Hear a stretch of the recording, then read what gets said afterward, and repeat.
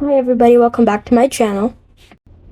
Right now, I'll be doing an expression challenge. I've picked 3 different expressions and let my brother pick one, and I selected 4 different animals to be drawing with those expressions.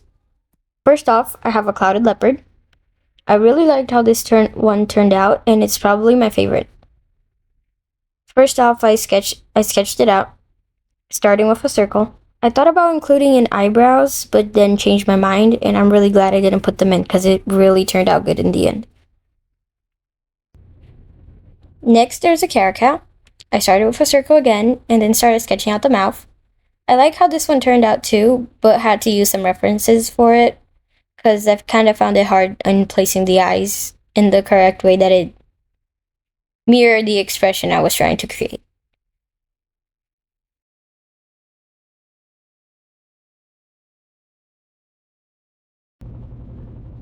Then I have a saber-toothed cat.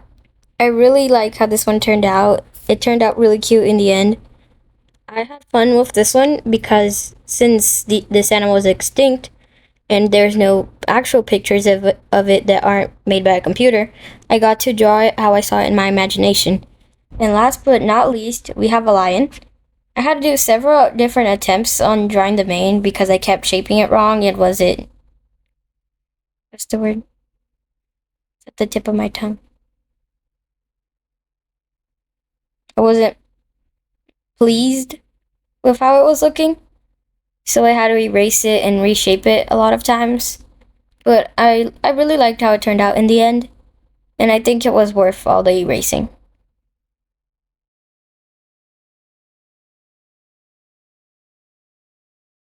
On a new layer, I started the line art. I used a pencil for the line art on this one because I wanted to keep the sketch effect with the circles and all the different attempts I had on making lines. So if you look closely, you'll see that I did a really faint line on some of them, so you could sort of see the circle I used at first. I like using this technique on making it look like a sketch, but currently I'm using the G pen a lot.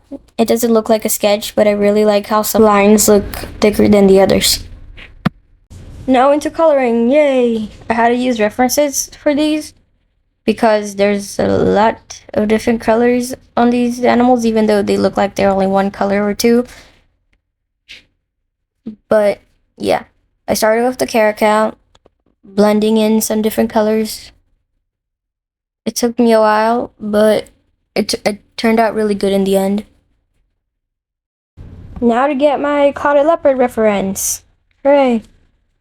The clouded leopard was definitely the one that had most colors and most blending that I had to do. It was pretty hard, but I thought it was fun to do. I used 2 different pictures, but mainly only used the color palette of one because one of the pictures seemed to have a warm colored clouded leopard, and the other one seemed to be a mostly cool colored clouded leopard. So I mainly only used the second pictures for reference on the spots on it. I found this fun because I like blending colors. I like using a lot of them. And I don't get to do a lot of blending often.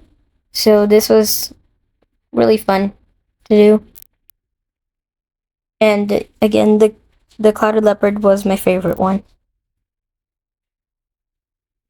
Unfortunately, the video of me coloring the lion and the saber-toothed cat was deleted. So it's gone forever. I did a white lion because those are pretty rare and I don't see a lot of art on them often. Fun fact about white lions, they're not albino, even though a lot of people think they are. It's just a color mutation that happens in their DNA that both the mother and the father have to have in order for a white lion to be born. So yeah, the video of me finishing up this piece with the lion, the saber-toothed cat, and the background was deleted. Unfortunately, they would not be showing up. But anyway, here was the expression chart I used for this challenge. And I hope you comment below what expression and what animal you'd like me to draw next. To tell me which expression you want me to use, just tell me the column and the row. For example, B6. So comment that below and tell me what animal you want me to draw with it. I am more used to drawing felines, but you can give me an animal that isn't a feline for the challenge. I can try to draw it, but I can't promise I'll be able to deliver something good. I might have to change the animal if it turns out too terrible. So, yeah. I'd be grateful if you guys kept the animal suggestions to felines, but I can try drawing wolves, dogs, foxes, and other types of animals too. I try. Thank you for watching. Comment below the expression in animal, and see you next time.